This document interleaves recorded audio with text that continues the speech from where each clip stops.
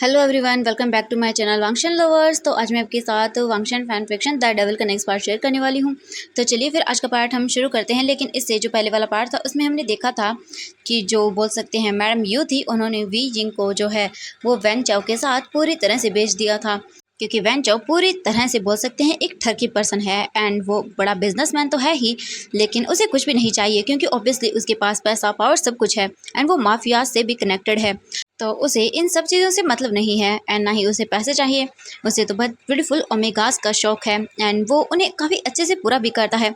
जितने भी मतलब बोल सकते हैं छोटे बड़े बिजनेसमैन हैं, अपने बिजनेस को आगे बढ़ाने के लिए वो वैन कंपनी से जुड़ना चाहते हैं एंड जो बोल सकते हैं वैन चाओ है वो उनकी डॉटर्स या फिर जो ओमेगास बॉय होते हैं उनके साथ अपनी नाइट को स्पेंड करता है एंड वो लोग खुशी खुशी उन्हें दे भी देते हैं। कुछ लोग दबाव में आकर एंड कुछ लोग बोल सकते हैं कि लालच में आकर ऐसा करते हैं एंड मैडम यू भी सेम ऐसा ही कर रही थी। लेकिन जो वैन चाओ था उसने जियांग यान ली को मांगा था एंड जियांग यान ली को मैडम यू नहीं दे सकती थी क्योंकि वो उनकी अपनी बेटी थी एंड अपनी बेटी को वो ऐसे घटिया इंसान के हाथ में तो नहीं देंगी, तो इसलिए उसने वी जिंग को दे दिया। एंड लेकिन उनकी गलती ये थी कि जब वो विंग को होटल लेके गई तब वो रूम को लॉक करना भूल गई एंड वी जिंग रूम से बाहर निकला एंड बाहर निकलते ही एक पर्सन ने उसे ड्रिंक करवा दिया। लेकिन एक पर्सन आकर उसे वहाँ से बचा कर ले जाता है, लेकिन वो पर्सन खुद भी बहुत बुरी तरह से ड्रंक था एंड वो और कोई नहीं वांग जी था। वांग जी को कुछ लड़कियों ने जो है वो बोल सकते हैं कि ड्रिंक करवाई थी एंड एक लड़की जो वहाँ पर थी सर्वेंट के तौर पर बोल सकते हैं, जब उसने देखा कि वांग जी ने उसकी बहन की इंसल्ट की है तो वो लड़की अपने आप को नहीं रोक पाई एंड उसने वांग जी को ड्रग्स दे दिया एंड उसके बाद उसे जलील करने के बारे में सोचा एंड वांग जी किसी तरह से बचकर वहाँ से निकल गया। लेकिन जब उसने अपने रूम की ओर जाते वक्त देखा कि वो एक आदमी जो है एक ओमेगा को परेशान कर रहा है तो वांग जी ने उसकी हेल्प की एंड उसे बचाकर वो अपने रूम में ले आया। लेकिन तब तक जो है उस पर पूरी तरह से उस ड्रग का असर हो गया था एंड वांग जी जो है वो पूरी तरह से आउट ऑफ कंट्रोल हो गया था। लेकिन उसने बस विंग को केस ही किया था, इसके आगे कुछ भी नहीं। एंड वांग जी को मॉर्निंग में कुछ भी याद नहीं था एंड वांग जी पूरी तरह से हॉट टॉपिक बन चुका था सब जगह और वांग जी गुस्से में था एंड लायन सिजन उसको ध्यान रख रहे थे। तभी एक सर्वेंट आकर उन्हें इन्फॉर्म करता है कि एक लेडी घर के अंदर आई हुई है एंड वो मैडम यू अपना नाम बता रही हैं। ये सुनने के बाद वांग जी गुस्से में अपने ब्रदर को देखता है एंड वो गुस्से में नीचे की ओर जाने लगता है, लेकिन तभी लायन सिजन उसका हाथ पकड़ते हैं एंड बोलते हैं वांग जी एक मिनट रुक जाओ प्लीज़, शांति से सोचो एंड तुम्हें गुस्से में कोई काम नहीं लेना है। तुम जानते हो ना हमें क्या करना है। हाँ प्लीज़ वांग जी शांत, हमें उनसे बहुत सारी चीज़ें पूछनी है। ये सुनने के बाद वांग जी अपने आप को शांत करता है क्योंकि हाँ सिर्फ यही चीज़ नहीं है, वांग जी को तो अभी जियांग फैमिली को पूरी तरह से तबाह करना है, तो इसीलिए वो अभी गुस्से में आकर कोई ऐसा फैसला नहीं ले सकता है। वांग जी अपने आप को किसी तरह रोकता है एंड फिर वो बोलता है ठीक है गा चलिए। इसके बाद लायन सिचन एंड वांग जी दोनों ही जो है अपने मेंशन के हॉल में आते हैं एंड फिर वो देखते हैं वहाँ पर मैडम यू वहाँ पर बैठी हुई थी एंड उनके हाथ में कॉफ़ी का मग था एंड वो कॉफ़ी पी रही थी। जैसे ही वो लैन ब्रदर्स को देखती हैं तब वो बोलते ओह वाह welcome mister Lan Wang ji and ये बोलकर वो वांग जी को देखती है। वांग जी गुस्से में अपने हाथों की मुट्ठियों को कसकर बंद कर लेता है एंड वो मैडम यू को गुस्से में देखता है, लेकिन फिलहाल वो कुछ भी नहीं कर सकता था। मैडम यू बोले आइए बैठिए, आप ही का घर है, आप खड़ी क्यों हैं। वांग जी बोलते आप देखिए। लायन सीजन उसे शांत करवा देता है। इसके बाद लायन सीजन आगे आते हैं एंड वो अपनी चेयर पर जाकर बैठ जाते हैं एंड बोलते कि जी बोलिए किस काम से आई हैं आप यहाँ पर। वांग जी भी अपने गागा के सामने जाकर बैठ जाता है। इसके बाद मैडम ये बोलते कि आपको तो पता ही होगा कि आधे घंटे पहले ही पूरे मीडिया पर जो है एक हॉट टॉपिक छाया हुआ था। ये सुनकर लान से चंद देखते हैं मैडम यू को और बोलते कि बोलिए तो फिर क्या। तो फिर मैडम यू बोलते कि आपके ब्रदर की वजह से मेरी बेटी की बहुत बेइज्जती हुई है एंड आप चाहते हैं कि ऐसा कुछ भी ना हो एंड मेरी बेटी आप पर केस ना करे, तो फिर आपको उससे शादी करनी होगी। जैसे ही वांग जी ये सुनता है तो गुस्से में बोलता है क्या बकवास है। तब मैडम यू बोलते हैं कि हाँ बकवास बिल्कुल भी नहीं, नहीं नहीं बकवास नहीं है। अगर आपने ऐसा नहीं किया मतलब लैन वांग जी तो फिर आपके कुछ और फोटोज़ ही हैं मेरे पास जो कि बहुत ही ज़्यादा अच्छे हैं एंड आप चाहते हैं कि मैं उन्हें पोस्ट ना करूं।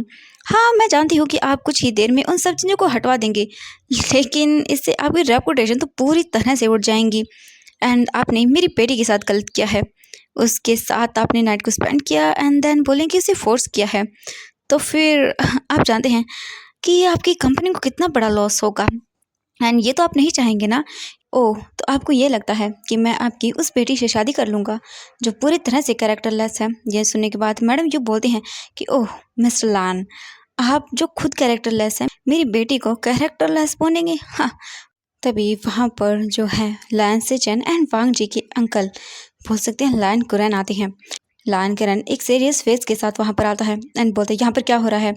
जैसे ही मैडम यू लायन किरण को देखती है तब वो एक डबल सी स्माइल देती है, क्योंकि मिसेस यू ने पहले ही लायन किरण से बातें कर ली थी, क्योंकि वो ऐसे ही चीज़ें नहीं करना चाहती हैं एंड उन्हें पता है कि अगर वांग जी की शादी जियांग यानले से हो गई तो फिर उन्हें उसके बाद प्रॉफिट ही प्रॉफिट होगा एंड उसके बाद तो बहुत अच्छा होगा उनके लिए, क्योंकि उन्हें बहुत सारे ऑफ़र आएंगे, क्योंकि ऑब्वियसली उनकी फैमिली में मतलब बोल सकते हैं कि रिलेशनशिप अच्छे हो जाएंगे एंड देन काफ़ी लोग उन्हें जानने भी लगेंगे। इसीलिए मैडम यू को बहुत ही अच्छा चांस मिला था एंड इसीलिए मैडम यू इतना सब कर रही थी। जैसे ही वहाँ पर लायन किराना आता है तो जो वांगजी था वो बोलता है ये यहाँ पर क्या कर रहे हैं। लायन से जन बोलते हैं मुझे नहीं पता वांगजी, इन्हें यहाँ पर किसने बुलाया। तभी मैडम ये बोलती है ओह मिस्टर लायन आइए। एंड फिर लायन किरण आता है एंड चेयर पर जाकर बैठ जाता है। मैडम यू उनके सामने जाती हैं एंड बोलती हैं कि मिस्टर लायन देखिए आपके ग्रैंड पोते ने मेरी डॉटर का क्या हाल किया है, उसकी वजह से मेरी डॉटर से अब कोई शादी नहीं करेगा। प्लीज़ आप ही हैं जो न्याय कर सकती हैं, मैंने आपसे पहले भी बताया था, प्लीज़ कुछ ना कुछ करिए मेरी बेटी के बारे में। ये सुनने के बाद लायन किरण गुस्से में वांग जी को देखता है एंड बोलता है वांग जी ये मैं क्या सुन रहा हूँ। हाँ, ये सुनने के बाद वांग जी बोलता है अंकल ऐसा कुछ भी नहीं है, देखिए मेरी बात सुनिए। लेकिन लायन किरण गुस्से में बोलता वांग जी चुपचाप चुप करो तुमने बहुत मैस फैला दिया है एंड मैंने अपनी आंखों से देखी है सब चीज़ें। हाँ, मुझे नहीं पता था वांग जी कि तुम ऐसा करोगे। वांग जी बोलने ही वाला था तभी लायन किरण उसे बिल्कुल चुप करा देता है एंड मैडम यू को देखता है एंड बोलता है अब चिंता मत करिए, मेरे नेफ्यू की शादी आपकी बेटी से जियांग यानले से 2 दिन के अंदर अंदर हो जाएगी, अब आप जा सकती हैं। ये सुनने के बाद मैडम यू बोलती thank you so much mister Lion, thank you so much, आपकी वजह से मेरी बेटी की लाइफ ख़राब होने से बच गई, वरना मेरी बेटी तो कभी किसी को मुंह ही नहीं दिखा पाती। ये सुनने के बाद जो लायन किरण था बोलता अब आप जा सकती हैं। इसके बाद मैडम यू बोलती थैंक यू सो मच, मैं जल्द ही आपसे मिलूंगी, हमें आगे की डिस्कस करना होगा। मैडम यू जब ये बोलती हैं तो लायन किरण बोलते ठीक है। इसके बाद मैडम यू जो हैं वो अपने जो आंखों में आंसू थे बोल सकते हैं कि फालतू के ही उन्हें साफ़ करती हैं एंड वांग जी को देखती है एंड वो एक स्मिक करती हैं। इसके बाद मैडम यू वहाँ से चली जाती हैं। मैडम यू के जाने के बाद वांग जी अपने अंकल के सामने आता है एंड बोलता है अंकल ये आपने। तभी लायन किरण अपने हाथ को आगे करता है एंड वांग जी को चुप रहने का इशारा करता है। लायन किरण वांग जी को देखता है एंड बोलता है तुम ऐसे तो अच्छे से इन्वेस्टिगेशन नहीं कर पाते वांग जी, एंड अब तो तुम अच्छे से वहाँ पर इन्वेस्टिगेशन कर सकते हो, ऑब्वियसली तुम उनके सन इन लॉ जो बनने वाले हो। ये बोलकर वो एक डबल सी स्माइल देकर वहाँ से चले जाते हैं। वांग जी को कुछ समझ नहीं आता एंड लायन सेचन को फिर लायन सेचन बोलता है कि वांग जी तुम्हें कुछ समझ आया। तो वांग जी बोलता नहीं, लेकिन फिर वो चीज़ों को याद करता है एंड फिर उनके दिमाग में वांग जी के दिमाग में जो भी अच्छे से आ जाता है कि उसके अंकल क्या कहना चाहते हैं। इसके बाद वांग जी देखता है अपने गगा को एंड बोलता है गगा मैं समझ गया हूँ एंड बहुत जल्द मैं वैसे भी जैंग्स का सन इन लॉ बनने वाला हूँ, तो मेरे लिए तो बहुत आसान होगा ना उनकी फैमिली के मैटर्स को जानना एंड ये भी जानना कि आखिरकार उनमें से कौन था जिसने ये सब किया है एंड मुझे असल में पता लगाना होगा। ये सुनने के बाद जो बोल सकती हैं लायन सेचन थे वो बोलते हैं ये तो अच्छा है, लेकिन वांग जी उस लड़की का क्या। वांग जी बोलता गग हाँ, अगर वो मेरे पास आ गई तो फिर उसके बाद मेरे लिए तो बहुत इजी होगा सब चीज़ें, क्योंकि वो जाएगी कहाँ एंड मैं उसे इतना टॉर्चर करूँगा कि वो खुद ही मुझे सब सच्चाई बता देगी एंड उसे रिग्रेट होगा मुझसे शादी करने का। बहुत शौक है ना जियांग फैमिली को लान फैमिली से रिश्ता जोड़ने का, तो अब देखना मैं उनका क्या हल करता हूँ। ये सुनने के बाद लायन सेजन बोलते हैं हाँ, लेकिन वांग जी मुझे एक इन्फॉर्मेशन पता चली है उसी के बारे में जिसे तुम ढूंढ रहे हो। वांग जी बोलते हाँ बताइएगा क्या है। इसके बाद लायन सेजन वांग जी को कुछ चीज़ें बताते हैं। ये सुनने के बाद वांग जी बोलते हैं क्या सच में। तो जो लायन सेचन थे वो बोलते मैंने सुना है वांग जी एंड ये तो हमें तभी पता चलेगा जब हम जियांग मैंशन जाएंगे। ये सुनने के बाद वांग जी अपने गगा को देखता है और बोलता गगा सच में आपने सुपर्ब काम किया है, फाइनली इतने टाइम के बाद हमें कुछ न कुछ तो क्लू जरूर मिलेगा, आप चिंता मत करिए। तो फिर कब जाना है। ये सुनने के बाद जो लायन सेजन थे वो बोलते हैं वांग जी लेकिन हमें ध्यान रखना होगा क्योंकि अभी अभी तूने मैडम यू को इंसल्ट करके निकाला है एंड अगर तुम अभी मान जाओगे तो फिर उन्हें कहीं डाउट ना हो जाए। तो तुम्हें जानना है ना क्या करना है। ये सुनने के बाद वांग जी बोलते बिल्कुल गगा। एंड फिर लायन सेजन एंड वांग जी कुछ अपनी बातें करते हैं जो कि सीक्रेट हैं, जो हमें बाद में पता चलेंगी। इसके बाद वांग जी एंड लायन सेजन अपने अपने काम करने के निकल जाते हैं। वहीं हम देखते हैं वी जिंग को, जो अपने ही रूम के अंदर कैद था। एंड वी जिंग की पूरी बॉडी पर बहुत सारे चोटों के निशान थे। मैडम यू जो हैं वो आती हैं एंड डोर को ओपन करती हैं। एंड वो अपने साथ बोल सकते हैं एक डॉक्टर को भी लेकर आती हैं। इसके बाद वो बोलती हैं कि जैसे चेक करो। इसके बाद मैडम यू वी जिंग को चेक करवाती हैं। वी जिंग जो था वो बेहोश था। एंड फिर वो चले जाते हैं डॉक्टर वहाँ से। एंड मैडम यू बस उसे देखती हैं। एंड फिर वो उस सर्वेंट को देखती हैं जो कि वही आंटी थी जो विंग की हेल्प किया करती थी। वो आंटी देखती हैं एंड फिर बोलती हैं कि मैं इनका ख्याल रख लूँगी मैडम। ये सुनने के बाद मैडम जी बोलते ठीक है, लेकिन ज़्यादा कोई ज़रूरत नहीं है। इसके बाद वो जो मेड थी वो कुछ भी नहीं बोलती है। उसके बाद मैडम यू वहाँ से चली जाती है। मैडम यू के जाने के बाद जो आंटी थी वो जल्दी से जाती हैं और बोलती वी बेटा तुम प्लीज़ अपनी आइज़ को ओपन करो। लेकिन वी बेहोश था तो वो उनकी कोई भी बात को नहीं सुन पाता है। ऐसे ही करके थोड़ी देर बीत जाती है। एंड फिर हम देखते हैं यहाँ से 1 घंटे बाद का सीन। वी जिंग धीरे धीरे करके अपनी आइज़ को ओपन करता है। एंड जैसे ही वो अपनी आइज़ को ओपन करता है तब वो अपने सामने अपनी उसी आंटी को देखता है। एंड वी जिंग जब उन्हें देखता है तब उसकी आंखों से आंसू गिर जाते हैं। एंड वो आंटी वी जिंग से बोलती वी बेटा चिंता मत करो, सब ठीक होगा। वी जिंग बोलता है नहीं, कुछ भी ठीक नहीं होगा। क्यों मेरी लाइफ में ही ये सब चीज़ें लिखी हुई हैं, क्यों मुझे ये सफ़र करना पड़ता है। मुझे मुझे मेरी मम्मा के पास जाना है, मुझे उनके पास जाना है। वो मुझे क्यों छोड़ कर चली गई आंटी ऐसे। हाँ, मुझे मुझे ऐसा क्यों सब सहना पड़ता है। वो मेरे भी तो डैड हैं, लेकिन लेकिन मैंने क्या गलती की है। मेरी तो कुछ भी गलती नहीं थी ना। आखिरकार क्यों मुझे ये सब सहना पड़ रहा है। जब तक मेरी मम्मा थी तब तक सब सही था। एंड मेरी जब से मेरी मम्मा गई है मेरी लाइफ ऐसे क्यों बदल गई, ऐसा क्यों हुआ मेरे साथ। जब जो आंटी थी वो देखती हैं विंग को एंड बोलती हैं विंग बेटा देखो, जो इंसान मतलब दर्द सहता है एंड जब मतलब इतने सारी प्रॉब्लम्स को फेस करता है तब वो इंसान और भी ज़्यादा स्ट्रॉन्ग बनता है। एंड भगवान भी उन्हीं को ऐसी प्रॉब्लम्स देते हैं जो उनसे सह पाएगा, जो उसे पता है कि वो इन सब प्रॉब्लम को सह जाएगा एंड उन्हें फेस भी करेगा। एंड डट का सामना करके वो उन्हें दिखाएगा कि वो वीक नहीं है। एंड भगवान उन्हीं की परीक्षा लेते हैं जो परीक्षा लेने के लायक होते हैं। इसीलिए वी बेटा, इसीलिए वो ये कर रहे हैं। एंड देन तुम देखना, जब तुम उनकी परीक्षा में पास हो जाओगे तब वो तुम्हें हर जीवन की खुशियाँ देंगे, तुम्हें वो पूरी तरह से खुश रखेंगे। चिंता मत करो। एंड मैं जानती हूँ एक ना एक दिन तुम्हें भी हैप्पीनेस मिलेगी एंड तुम अपनी लाइफ में खुश रहोगे। ऐसा सुनने के बाद वी जिंग बोला नहीं, ऐसा कभी नहीं होगा। मैं हार चुका हूँ, अब मैं जीना नहीं चाहता। मैं मरना चाहता हूँ, मैं मरना चाहता हूँ। ये बोल कर वी जिंग धीरे धीरे उठने लगता है। लेकिन वो आंटी बोलती वी बेटा ऐसा मत बोलो, रुको मैं तुम्हारे लिए खाना लेकर आती हूँ, फिर मुझे तुम्हें मेडिसिन भी दे दी है। विंग बोलता नहीं मुझे नहीं लेनी आंटी, मुझे नहीं लेनी। लेकिन वो आंटी बोलती वी बेटा ऐसा तुम नहीं कर सकते हो, तुम्हारी याद है ना मम्मा ने क्या कहा था। वी जिंग ये सुनने के बाद वो रुक जाता है। लेकिन अब वी जिंग के बर्दाश्त की हद पार हो चुकी थी, क्योंकि एक इंसान कब तक सहेगा। एंड वी जिंग जो है वो इतने सालों तक ये सब सहता आया है कि अब उसके अंदर हिम्मत भी नहीं है ये सब सहने की। एंड वी जिंग अब और कुछ भी नहीं करना चाहता, बस अब वो यहाँ से जाना चाहता है। ऐसे ही करके हम देखते हैं कि वो आंटी चली जाती हैं एंड वी जिंग बस बेड पर लेटा रहता है, क्योंकि वी ने उठने की कोशिश की थी लेकिन उसकी पूरी बॉडी में इतना पेन था कि वो हिल भी नहीं पाता है और वो ऐसे ही पड़ा रहता है। लगभग आधे घंटे के बाद वो आंटी वापस आती हैं एंड विंग को खाना खिलाती हैं एंड उसे मेडिसिन देती हैं। उन मेडिसिन का इतना ज़्यादा असर था कि वी जिंग जो है वो उनके बोल सकते हैं कि मेडिसिन की वजह से फिर से सो जाता है गहरी नींद के अंदर। अब हम दूसरे दिन देखते हैं नेक्स्ट डे का सीन। नेक्स्ट डे हो जाती है एंड वी जिंग अपनी आइज़ को ओपन करता है एंड अब से ठीक फील होता है।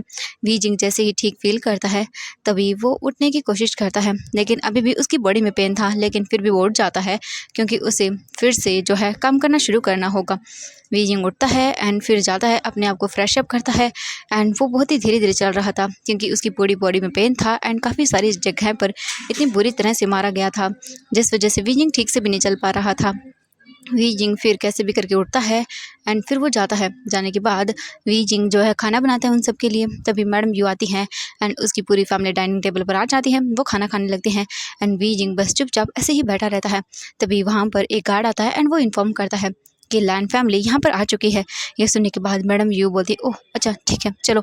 इसके बाद फिर वो अपनी बेटी जियांग यानली को देखती है एंड वो बोलती है कि देखा तुमने कहा था कि तुम उस लैन वांग जी से शादी करना चाहती हो, तो मैंने कर दिया है एंड अब तुम्हें ख्याल रखना होगा कि कोई भी गड़बड़ न हो एंड ये शादी बिल्कुल भी नहीं टूटनी चाहिए, समझ आया।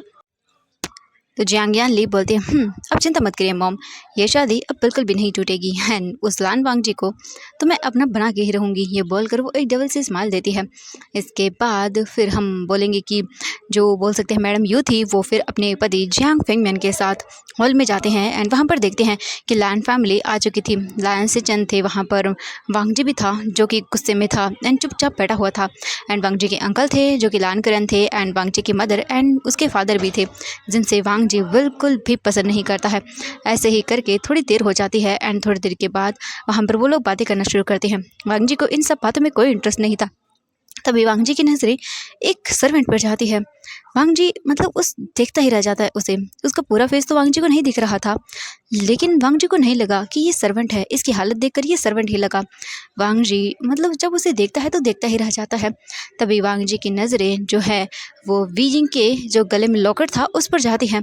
एंड जैसे ही वांग जी ये देखता है तब वो अपनी जगह पर ही फ्रीज हो जाता है। एंड फिर वो जैसे ही उठकर जाने लगता है तभी मैडम ये रोक देती है और बोलती है मिस्टर लैन आप कहाँ जा रहे हैं। ये सुनने के बाद वांग जी रुक जाता है एंड वो बोलता है बस वॉशरूम। इसके बाद जो मैडम यू थी वो बोलती हैं कि यान ली बेटा जाओ हेल्प करो इनकी। यान ली बोलती है हाँ मॉम। एंड फिर वो बोलती है चलिए।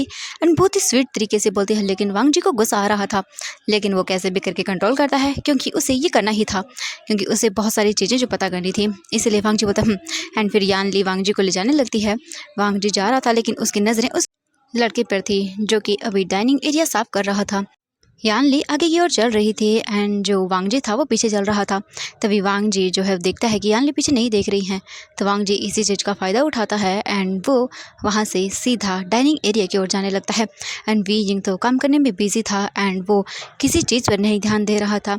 तभी अचानक से विंग को फील होता है कि जैसे कोई तो उसे देख रहा है। वी को जैसे ये फील होता है जब वो जल्दी से पीछे टर्न होता है एंड जैसे वी टर्न होता है तब वो अपने सामने एक पर्सन को देखता है। एंड इसे देखने के बाद वी जैसे मानो अपनी जगह पर ही फ्रीज हो जाता है, क्योंकि शायद वी इस फेस को जानता है, क्योंकि पार्टी वाले दिन वी इससे मिला था। पूरी तरह से वांग जी ने नहीं देखा था वी को, लेकिन वी ने वांग जी को जरूर देखा था। एंड वी डर जाता है एंड उसके हाथ में बोल सकते हैं कि जो कांच का गिलास था वो नीचे गिर जाता है। एंड इससे पहले कि वो टूट पाता वांग जी अपने हाथ से पकड़ लेता है एंड बोलता है कि देखकर।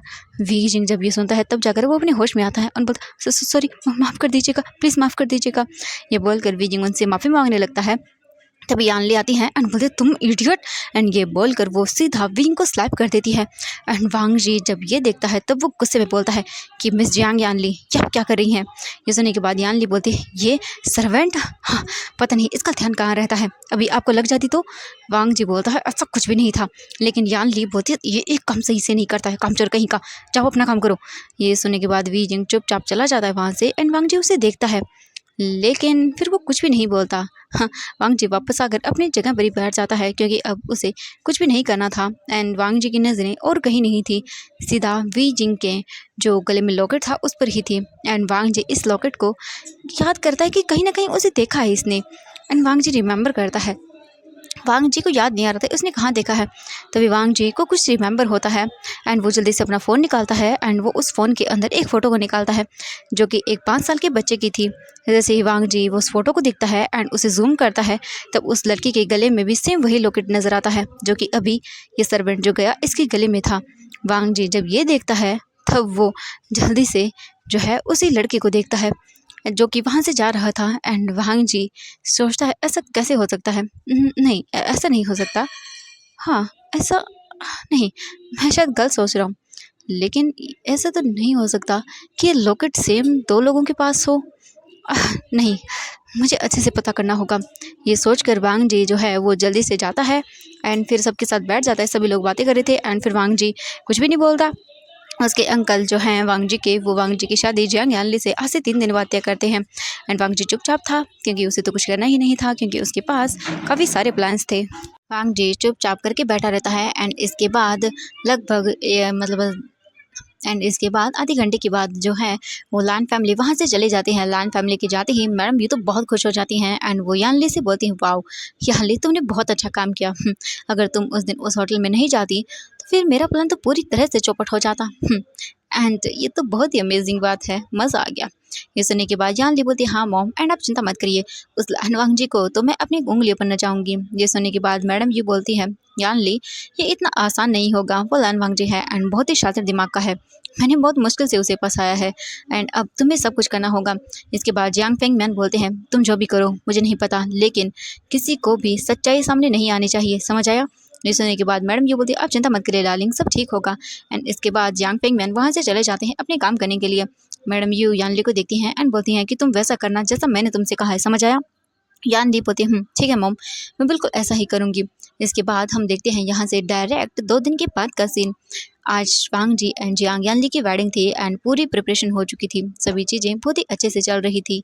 एंड हम देखते हैं यानली को जो कि अपने वेडिंग ड्रेस में पूरी तरह से रेडी थी एंड ये शादी पूरी तरह से बोल सकते हैं कि चाइनीज़ अटायर में होने वाली थी एंड जैसे कि हिस्टोरिकल ड्रामाज में हमने देखी है वैसे ही होने वाली थी। क्योंकि हाँ, जो मिस्टर लान किरण थे वो चाहते थे कि ऐसा ही हो, शादी हो तो अच्छे से हो, भले ही उनके मन से नहीं हो रही थी लेकिन वो चाहते थे ट्रेडिशनल तरीके से ही हो। क्योंकि वांग जी के जो अंकल थे वो पूरी तरह से ट्रेडिशन को फॉलो करते थे एंड वो अपने ट्रेडिशनल तरीके से ही शादी करवाना चाहते थे। इसीलिए वांग जी जो था वो बोलता ग मैं इस लड़की से शादी नहीं करना चाहता, प्लीज़ कुछ करिए ना। लेकिन जो बोल सकते हैं लायन सिचन थे वो बोलते हैं मैं क्या करूँ, मुझे समझ नहीं आ रहा है। यान ली अपनी वेडिंग ड्रेस में रेडी थी एंड मैडम यू जो थी वो उसे लेने के लिए आ रही थी। तभी अचानक से मैडम यू का फ़ोन वाइब्रेट होता है। मैडम यू फ़ैन को देखती हैं एंड जैसे ही उस फ़ोन के अंदर वो न्यूज़ को देखती हैं तो पूरी तरह से शॉक हो जाती हैं और बोलती ये कैसे हो गया, नहीं ये न्यूज़ बाहर नहीं आनी चाहिए, ये मुझे कुछ तो करना होगा, मैं क्या करूँ। तभी जियांग फेंगमैन भी आते हैं और बोलते हैं यू ये सब क्या हो रहा है। मैडम यू देखती हैं और बोलती हैं मुझे नहीं पता ये कैसे बाहर आ सकता है, हमने तो कितने सालों से इस चीज़ को छुपा कर रखा है, अब हम क्या करें। जियांग फेंगमैन बोलते हैं मुझे नहीं पता, कुछ भी करो एंड मैंने तुम्हें कितनी बार कहा है उस लड़की को छुपा कर रखा करो एंड देखा, हाँ अब हम क्या करेंगे, तुम जानते भी हो। एंड अगर लैन फैमिली को भी ये पता चला तो फिर मुझे नहीं लगता कि ये शादी होने वाली है एंड सभी लोग हमें किस तरह से ट्रीट करेंगे एंड तुम जानते भी हो इससे हमें कितना बड़ा लॉस होगा। मैंने तुमसे पहले ही कहा था कि ये सच्चाई सामने नहीं आनी चाहिए। हाँ अब देखो तुम क्या हो रहा है। एंड मैडम ये सब चीज़ें चेक करने के बाद अपने सर को पकड़ लेती हैं क्योंकि अब सबको पता चल चुका था कि जियांग फेंगमैन का जो सबसे छोटा बेटा है वी वूजियान वो उनके घर में सर्वेंट बनकर रह रहा है एंड उन्होंने उसकी हालत बहुत बुरी करके रखी है। एंड जब ये न्यूज़ पूरी तरह से ट्रेंड हो जाती है तब सभी लोग पूरी तरह से जियांग फैमिली को ट्रोल करने लगते हैं कि वो अपने छोटे बेटे के साथ ऐसा कैसे कर सकते हैं। और एक झटके के अंदर ही जियांग फैमिली के शेयर्स जो लगभग लैन फैमिली के बहुत ही क्लोज जाने वाले थे वो 1 सेकंड के अंदर ही पूरी तरह से गिर जाते हैं। जो 80% पर थे वो पूरी तरह से सिर्फ ओनली 20% पर आ जाते हैं एंड जियांग फेंगमैन को इससे बहुत बड़ा लॉस हो जाता है। जियांग फेंगमैन जो हैं वो यू को देखते हैं और बोलते हैं देखा तुम्हारी वजह से क्या हो गया अब। एंड अगर लैन फैमिली को ये पता चला तो 1 सेकंड के अंदर भी देर नहीं करेंगे एंड ये शादी टूट जाएगी, सब खत्म, सब चीज़ें ख़त्म हो गई। मैडम यू बोलते नहीं ऐसा नहीं हो सकता, मैं ऐसा नहीं होने दूँगी, आप चिंता मत करिए, नहीं मैं ऐसा नहीं हो सकती, रेपुटेशन बिल्कुल भी नहीं एंड मुझे क्या करना है मुझे अच्छे से पता है। ये बोलकर वो एक डेविल से स्माइल देती हैं एंड अब हम देखते हैं यहाँ से लगभग आधे घंटे बाद का सीन। लैन वांग जी पूरी तरह से बोल सकते हैं कि रेडी होकर जो है वो स्टेज पर खड़ा हुआ था एंड वांग जी बहुत ही गुस्से में था क्योंकि उसे इस लड़की से शादी तो बिल्कुल भी नहीं करनी थी लेकिन उसे करना पड़ रहा था किसी और रीज़न की वजह से क्योंकि उसे सच्चाई जो जाननी थी। एंड वांग जी पूरी तरह से जियांग यानली को टॉर्चर करना चाहता था क्योंकि अगर ऐसा हो गया तो फिर उसे काफ़ी सारी चीज़ों के बारे में पता चलेगा। ऐसे ही करके थोड़ी देर हो जाती है तभी यहाँ पर बोल सकते हैं कि जियांग यानली की एंट्री होती है जो कि रेड वेल में थी एंड बहुत ही ब्यूटीफुल ड्रेस में थी एंड सभी लोग जो है चेयर अप करने लगते हैं एंड मैडम यू तो सबसे ज़्यादा खुश थी, वो जियांग यानली का हाथ पकड़कर उसे लेकर आ रही थी एंड उनके फेस पर एक डबल सी स्माइल थी। धीरे धीरे करके सभी वेडिंग रिचुअल्स कंप्लीट होते हैं एंड ऐसे ही करके Jiang Yanli and LAN Wang जी की वेडिंग कंप्लीट हो जाती है। एंड इसके बाद जो बोल सकते हैं कि वेडिंग रिचुअल कंप्लीट हो जाने के बाद सभी लोग जो है ब्लेसिंग देते हैं उन्हें एंड फिर इसके बाद वांग जी कस कर यानली का हाथ पकड़ता है एंड उसे खींचते हुए लेकर जाता है क्योंकि अब वो और बर्दाश्त नहीं कर सकता था। एंड मैडम यू एक डबल से स्माइल देती हैं एंड वो बोलती हैं मेरी सारी problem solve. Jiang Fengmian madam Yu से बोलते हैं कि लेकिन तुम मॉर्निंग को होने वाली प्रॉब्लम जानती हो ना यू। ये सुनने के बाद मैडम यू बोलते हैं आप चिंता मत करिए मैं संभाल लूँगी। तभी जो लैन किरण थे वो आते हैं एंड बोलते हैं ये सब क्या है एंड वो उन्हें जो उनके फ़ोन में न्यूज़ थी वो दिखाते हैं। तो एवरीवन आज के लिए बस इतना ही, मिलते हैं नेक्स्ट पार्ट में। आई होप कि फैन फिक्शन पसंद आ रहा तो प्लीज़ वीडियो को लाइक, चैनल को सब्सक्राइब। को क्या लगता है कि फाइनली मैडम यू ने क्या किया होगा, तो देखने के लिए नेक्स्ट पार्ट प्लीज़ वेट।